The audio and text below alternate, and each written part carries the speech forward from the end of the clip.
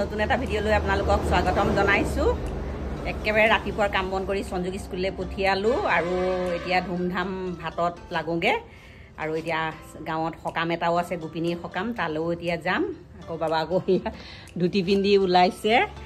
ৰাইজৰো সকাম আছে, আকৌ গোপিনীৰো সকাম আছে। গোপিনীৰ সকাম যেতিয়া আৰু মানে নিজৰ খেলৰ যেতিয়া নগ'লেও নহয়, সেইকাৰণে ভাতকেইটা লৰালৰিকৈ বনাই তালৈ যাম। মিস্ত্ৰীও লাগি আছে, পাকঘৰৰ কাম কৰি আছে। পাকঘৰৰ মানে আলমাৰিবিলাক আগতে গোটেই পচি গ'ল, কুকুমাৰ বাঁহ হ'ল, সেইবিলাক চব ভাঙি এতিয়া অলপ আলমাৰি কেইটামান বনাইছোঁ। তাকে মিস্ত্ৰী এতিয়া লাগি আছে। লাইটটো গ'ল, ইমান গৰমটো যিমান বেছি হৈছে লাইটটো তিমানেই গৈ আছে, মানে একদম বিৰাট গৰম দেখিছেনে ইয়াত বতৰটো। তাকে এতিয়া জলপান খালোঁ, এতিয়া ধুমধাম এতিয়া ভাতত লাগোগে। একে চিম্পুলকৈ বনাম আৰু টেঙা তৰকাৰী অকণমান বনাম আৰু মাছৰ চৰচৰি অকণমান বনাম। তাকে কিনো বনাওঁ দেখাম আপোনালোকক আৰু আপোনালোকৰ লগত শ্বেয়াৰ কৰোঁ বুলি ভিডিঅ'টো আৰম্ভ কৰিলোঁ। এতিয়া পাকঘৰলৈ যাওঁ ব'লক, আৰু পাকঘৰৰনো কিনো আলমাৰি বনাইছোঁ অকণমান দেখাওঁগৈ। হোৱা নাই বাৰু কমপ্লিট, তাকে এতিয়া দেখাওঁগৈ ব'লকচোন। প্লাইবিলাক ইয়াত চানমাইকা লগাই লগাই থৈছে। পাকঘৰটো মানে বুঢ়া খেলি মেলি হৈ আছে। এইখিনি বক্স বনোৱা হ'ল, এইবিলাক এনেকেই বনাই দিছে। এইটো চাইজৰখিনি হ'ল, এইফালৰখিনি এতিয়া আৰম্ভ কৰিছে। এইবিলাক চব আগৰখিনি ভাঙিলে, এতিয়া আজি এইটো আৰম্ভ কৰিছে। আকৌ সেইবিলাকত বক্সত চব মানে দৰ্জা ছিষ্টেম কৰি দিছোঁ। বেচিনৰ তলতো এনেকৈ কৰিছোঁ, এইবিলাক চানমাইকা লগাবলৈ আছে। এতিয়া তাকে এওঁ মিস্ত্ৰী লাগি আছে। যোগালীজনৰো আকৌ ছোৱালী এজনী জন্ম হ'ল, যোগালীটোও নহা হ'ল, সেইকাৰণে মিস্ত্ৰীটো অকলে লাগি আছে। মাজে সময়ে ময়ো অকণমান ধৰিব লাগে কিছুমান জেগাত, আকৌ বাবাওকেও অকণমান ধৰিব লাগে। এনেকৈ কৰি মই কৈছোঁ কামটো সোনকালে হওক, আৰু পাকঘৰৰ এতিয়া ৰঙো কৰিব লাগে। গোটেই পাকঘৰটো খেচনি, ভিডিঅ' কৰিলে বেয়াও লাগে, ৰংটো আগৰে পুৰণা পাকঘৰ। আৰু তাকে টালি তোলা মাৰি বনাইছোঁ। আৰু এতিয়া তাকে এতিয়া 10:30 বাজি গ'ল, 11টাই বাজিব হ'ল। এতিয়া 12টামানত সকামলৈ যাম বুলি ভাবিছোঁ, সেইকাৰণে চিম্পুলকৈ ভাত কেইটামান বনাওঁ। এনেকৈ বাঁহপতীয়া মাছ আৰু বচা মাছ আনিছে, তাকে বাচি কুচি থৈছোঁ। এতিয়া ধুমধাম এতিয়া ভাতকেইটা বনাই মেলি সকামলৈ যাম। আৰু এইখিনি বচা মাছ লৈছোঁ, মাছটো পূৰা ফ্ৰেছ নদীৰ মাছ। আৰু সেয়া দৈ আৰু সৰিয়হ বটা দি ভাপত দিম কেৰাহীত, বহুত টেষ্টি হয়। এইখিনি পিঁয়াজ, নহৰু, আদা, কেঁচা জলকীয়া এইখিনি পেষ্ট এটা কৰি ল'ম মিক্সি বাতি এটাতে। পানী অকণমান দি দিছোঁ, ঢাকনাখন লগাই। কেৰাহী এটা লৈছোঁ, মাছকেইডোখৰ ইয়াতে দিম। পিচি লোৱা গোটেই পেষ্টখিনি দি দিছোঁ। এতিয়া সৰিয়হ পিচা, এইটো মিক্সিতে গুড়া কৰি থৈছিলোঁ। গোটা সৰিয়হ, ক'লা সৰিয়হ 1 চামুচ দি দিছোঁ গুড়া। জোখ অনুযায়ী হালধি দিছোঁ, জোখ অনুযায়ী নিমখ দিছোঁ। আলু দিছোঁ এটা, দৈ দিছোঁ ডাঙৰ চামুচৰ 1 চামুচ। দৈটো খালি টেঙা দৈ হ'ব নালাগে বেছি। ধনিয়া পাউডাৰ দিছোঁ 1 চামুচ, জিৰা পাউডাৰ দিছোঁ 1 চামুচ, কাশ্মীৰী ৰেড চিলি দিছোঁ 1 চামুচ, মিঠাতেল দিছোঁ 2 চামুচমান, চেনি দিছোঁ আধা চামুচ, ধনিয়া কেইটামান দিম আৰু জলকীয়া গোটা 2টা দি দিম। আৰু ধনিয়া পাত দিব লাগে, ধনিয়া পাতটো নাই যেতিয়া মান ধনিয়াকৈ দি দিছোঁ। আৰু এইখিনি ধুনীয়াকৈ সানি দিম মাছৰ লগত। এইটো মানে বইল ভাপত দিয়াটো খাই ইমানেই ভাল লাগে নহয়, আৰু কোনো ভাজি তৰকাৰীৰ প্ৰয়োজনেই নাই।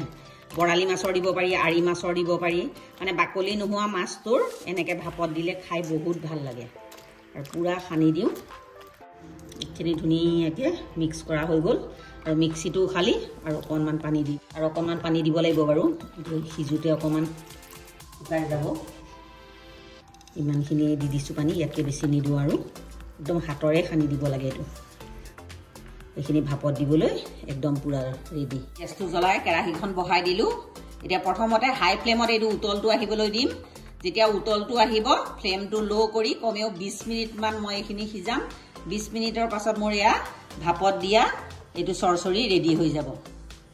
এতিয়া ঢাকনাখন মাৰি দিওঁ।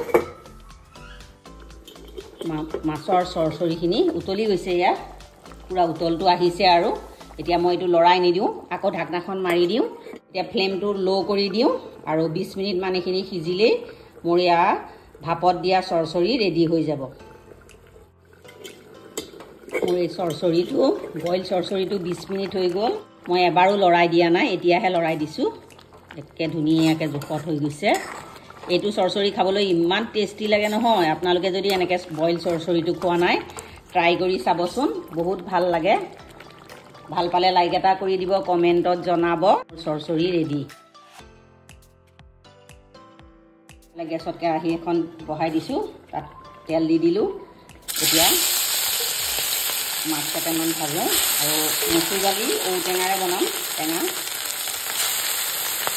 মাছকেইটা ভজা হ'ল, মাছ ভজা অকণমান তেল, তাতে মেথি গুটি কেইটামান ফুটাই দিছোঁ। কেইটা ফুটি গ'ল, এতিয়া বইল কৰি দিয়া। এতিয়া মচুৰ দালি আৰু ঔটেঙা এনেকৈ বইল কৰি লৈছিলোঁ।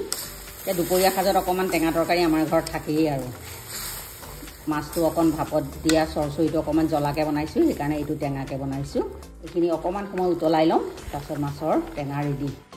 বান্দৰ দুটা আহিছিলে, এইখিনি ৱালত মই ভাত বনাই থাকোঁতে বহি আছে, কল আছিলে দুটা দিলোঁ, খাই হৈ পেলাই গৈছে আৰু।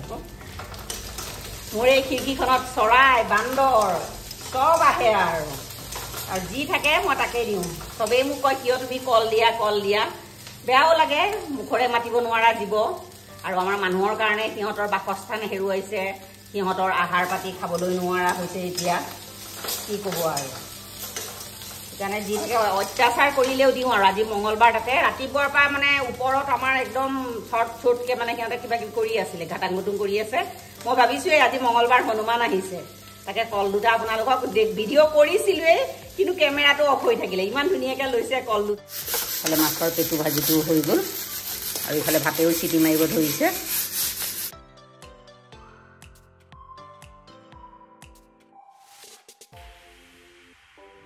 মোৰ দুপৰীয়া সাজৰ এয়া ভাপত দিয়া চৰচৰি, ঔটেঙা দিয়া মাছৰ টেঙা, পেটু ভাজি, এনেকৈ দুপৰীয়াৰ থালিখন ৰেডি। দুপৰীয়াৰ থালিখন কেনে পালে জনাব, ভাল পালে লাইক কমেণ্ট ছাবস্ক্ৰাইব কৰি দিব।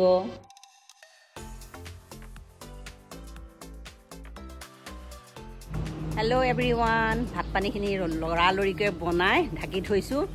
এওঁ আহিছে, এওঁ সকামৰ পৰা আহি পালেহি।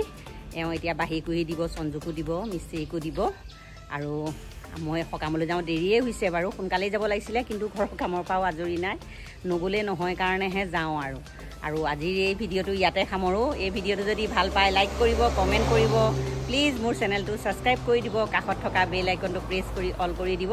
আকৌ এটা নতুন ভিডিঅ' লৈ আপোনালোকৰ ওচৰলৈ আহিম। আজিলৈ আহোঁ, ধন্যবাদ।